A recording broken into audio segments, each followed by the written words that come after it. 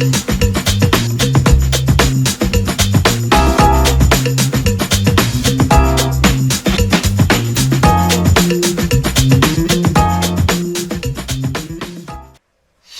saudara yang diberkati oleh Tuhan. Salam sehat, kuat, dan salam dahsyat buat saudara semua.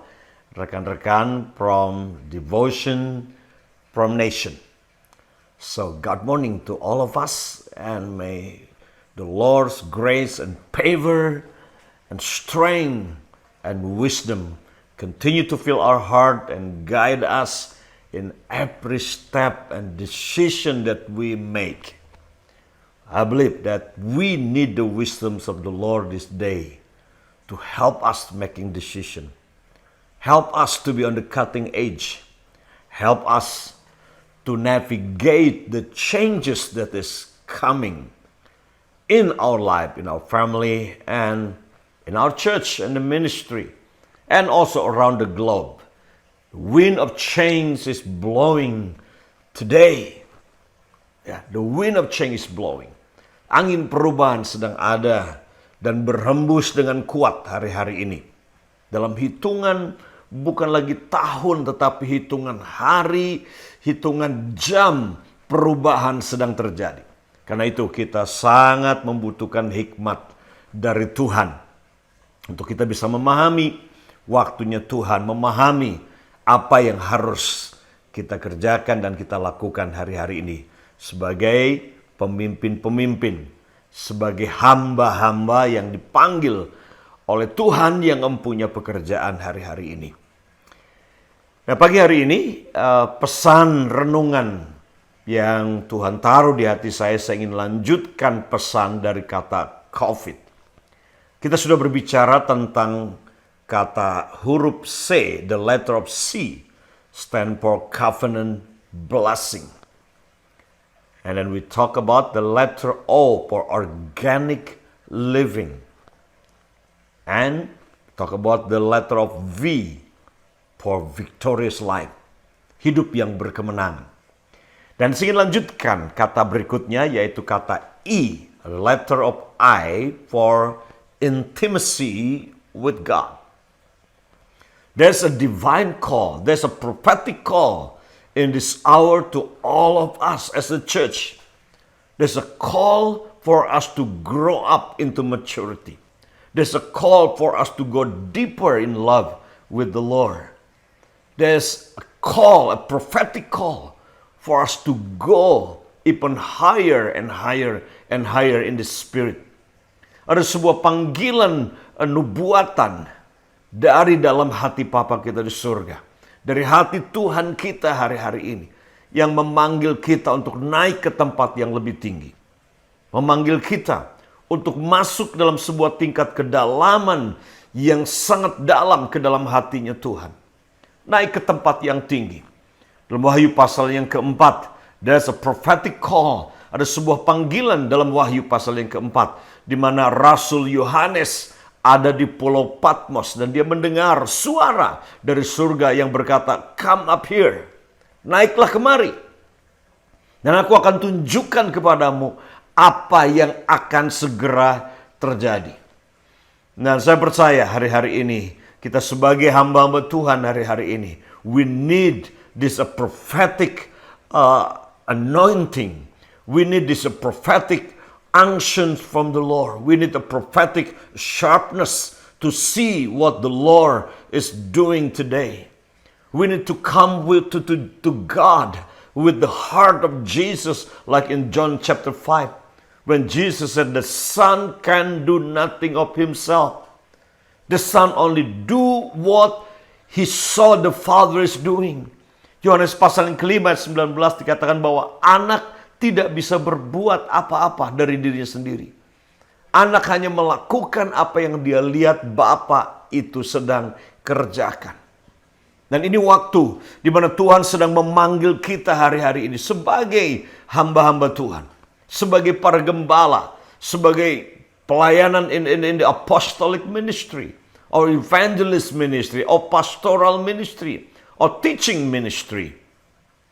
God is calling us to move even deeper and move progressively in the revelation of what God is doing today. Tuhan memanggil kita untuk terus bergerak maju secara progresif. Berjalan dalam urapan, berjalan dalam kuasa, berjalan dalam panggilan secara akurat, tajam, dan tepat hari-hari ini. Untuk kita mengerjakan apa yang menjadi bagian kita hari-hari ini. Now God again calling us into intimacy with Him.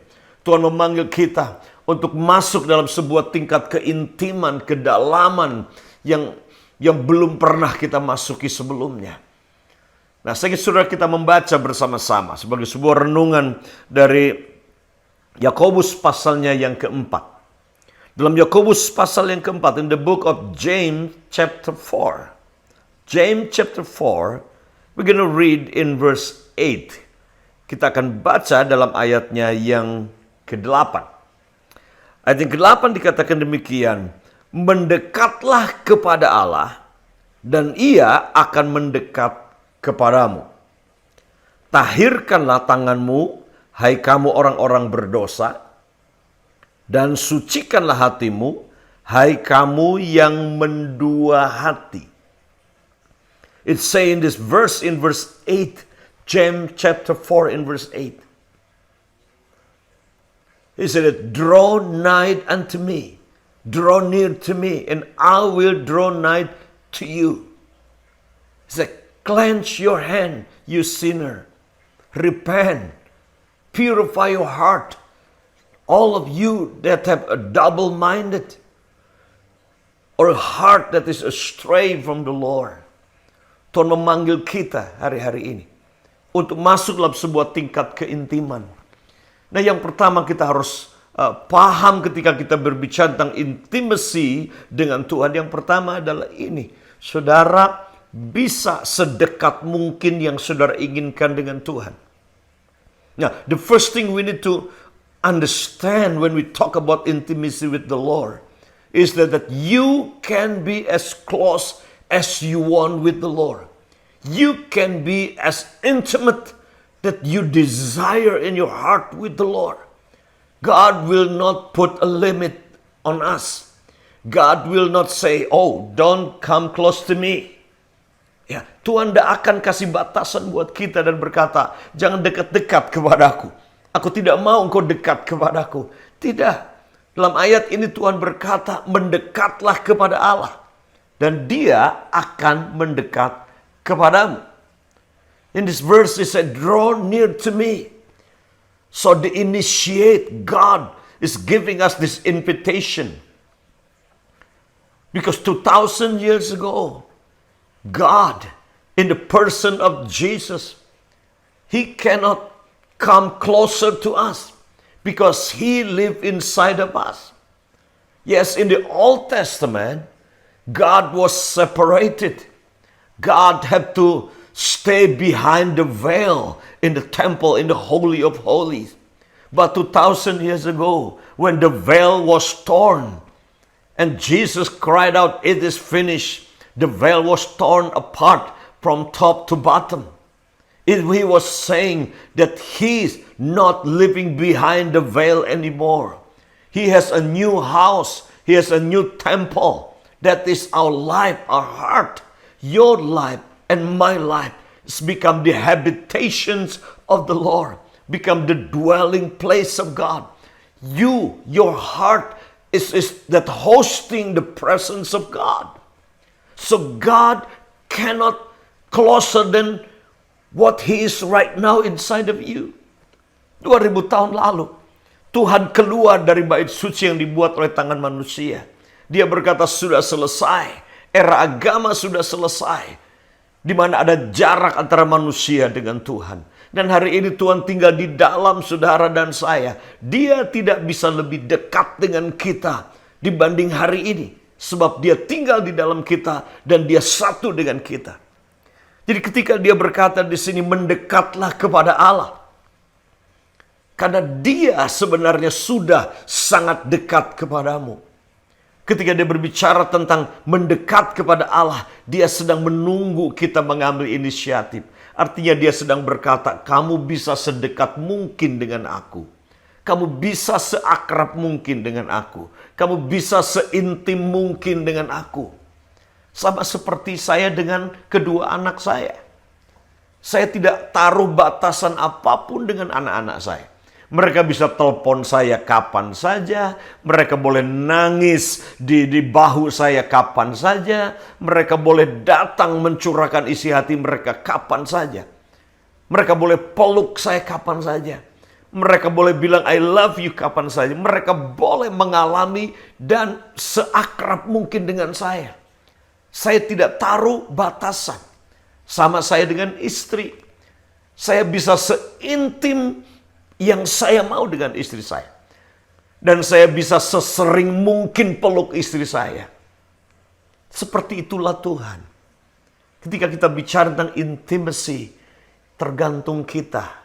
Inisiatif ada pada kita. The invitation God offered to you. And He say, draw near to me. Draw near to me. And I will draw near to you. So God is waiting for your initiate. God is waiting for you to initiate the relationship, the intimacy with Him. God is waiting. God is the God of relationship. Tuhan kita adalah Tuhan yang suka dengan hubungan. Tuhan kita adalah Tuhan yang membangun hubungan. Tuhan kita adalah Tuhan yang sangat ingin dekat, merapat, lekat dengan kita. Tapi kitanya yang sering menjauh dari Tuhan. Kita menjauh karena hati kita mendua. Kita menjauh karena tangan kita tidak tahir dan kita tidak bersih. Ketidakkudusan itu yang membuat kita tidak bisa mendekat kepada Tuhan dan mengalami Tuhan. Itu sebabnya Tuhan Yesus berkata, orang yang murni hatinya itulah yang akan memandang Tuhan. Ketika kita berbicara tentang keintiman dengan Tuhan, kita berbicara tentang memandang wajah Tuhan. Memandang wajah Tuhan. That's what intimacy is. Jadi yang pertama adalah ini, konsep keintiman dengan Tuhan adalah saudara bisa seintim mungkin, sedekat mungkin dengan Tuhan. So it's up to you. Yang kedua adalah ini, there's no intimacy without relationship. Tidak ada keintiman, tidak ada keakraban tanpa ada hubungan terlebih dahulu. Dalam Yohanes pasalnya yang keempat, Tuhan Yesus bicara dengan perempuan Samaria. Dan dia berkata bahwa saatnya akan tiba, penyembah yang benar akan menyembah Bapa dalam roh dan kebenaran. Kata menyembah, he said the time is come and now is that the true worship will worship the Father in spirit and in truth. The word worship, use the word proskuneo in the Greek word. That mean literally to come close and to kiss. Datang mendekat dan mencium. Itulah arti kata proskuneo atau menyembah. Jadi kata penyembahan pertama tidak ada kaitan dengan menyanyi atau musik. Tetapi ada kaitan erat dengan hubungan. Kita mendekat dan kemudian mencium. Now the big question is this. You cannot kiss someone that you don't know. You cannot kiss someone that you don't have relationship. You cannot kiss someone that you are not close enough with that person. You cannot have that intimate relationship, hugging and kissing, unless you love that person, know that person, and bound by relationship with that person. And that you are close enough that you can hug and close with that person. Saudara tidak bisa memiliki keintiman tanpa hubungan. Saudara tidak bisa mencium seseorang tanpa saudara mencintainya dan dekat kepadanya. Ini yang kedua yang kita harus paham. Ketika kita bicara tentang intimacy. There's no intimacy without relationship. Or otherwise, that's what you call spiritual prostitution. Pelacuran rohani. Bisa mencium seseorang yang saudara tidak kenal, bisa, tapi itu namanya pergi ke tempat pelacuran. Bisakah mencium seseorang yang saudara tidak cintai? Bisa. Itu artinya saudara mencium, ya pergi ke tempat pelacuran. Itulah yang terjadi dengan banyak anak Tuhan hari ini. Bilang I love you, dekat kepada Tuhan sepertinya, tapi sebenarnya tidak memiliki hubungan dengan Tuhan secara pribadi. So when we talk about intimacy, we talk about you can come close to God as you want. And secondly, there's no intimacy without relationship. So establish relationship. Ditetapkan sebuah hubungan yang kuat dengan Tuhan. Baru kita bisa memiliki keintiman dengan Dia. Dan yang ketiga adalah ini. Untuk membangun keintiman dengan Tuhan dibutuhkan intentional. Dibutuhkan disiplin, spiritual discipline. Di mana kita memberi waktu untuk menyembah, memberi waktu untuk membaca firman, memberi waktu untuk mendengarkan Dia, memberi waktu untuk tenang di hadapannya sebagai sesuatu yang intentional kita lakukan. Sesuatu yang kita secara sengaja, kita mendisiplin diri, menyediakan waktu untuk membangun hubungan yang akrab dengan Tuhan. So, the I from COVID is for intimacy with the Lord.